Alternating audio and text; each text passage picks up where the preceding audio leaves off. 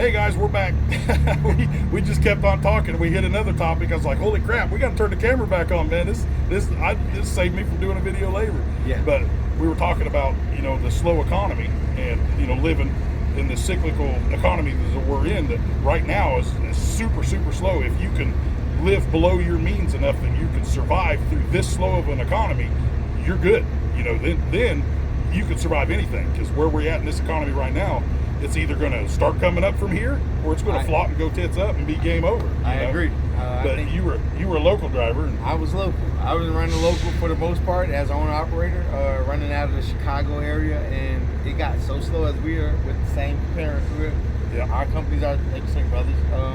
On my end, on the reduced side of it, we were so slow that I was starting to get only like 5 or 6 local loads, and I told my dispatcher, obviously this is not going to work. So I said I have to be willing to be flexible, and I said I'm willing to move that local freight opportunity into a regional operation. I said, well, do you got regional? He said, well, let's see what we can figure out.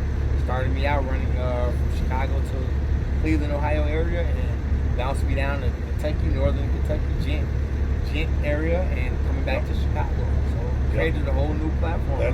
That's one of the things that I have comments on there about everybody saying, oh, it's so slow in trucking right now, I wouldn't get into trucking.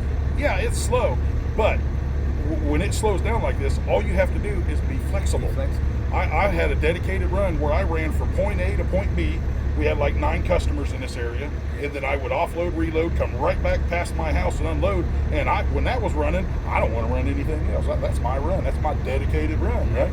Well, now half of that load is all but gone. You know, half of that run is all but disappeared. So I'm out here, you know, I call it scratching, but I haul this load. You know, I delivered a load in Detroit to one of our customers there, and then the part of the load that disappeared, there was nothing for me to do. I was going to put it in the wind and bounce home because I made my money coming up, you know. Yep. And, you know, hauling heavy, hell, I was over $6 a mile coming up here. So if I bounce home, I still made $3 a mile on the round. You know, that's money in the bank. That's still solid. It ain't great, but it's money in the bank. But it's still keeping you above water. Right. I would never turn down a load knowing that, oh, I'm not taking a load up to Detroit if there's nothing coming back. No, you take the load and you're going to make half revenue, but if there's nothing coming back, then you might have to bounce way the hell over yonder. But that's where the flexibility comes in, is I'm running stuff that I never used to run, like these coils coming out of here, you know.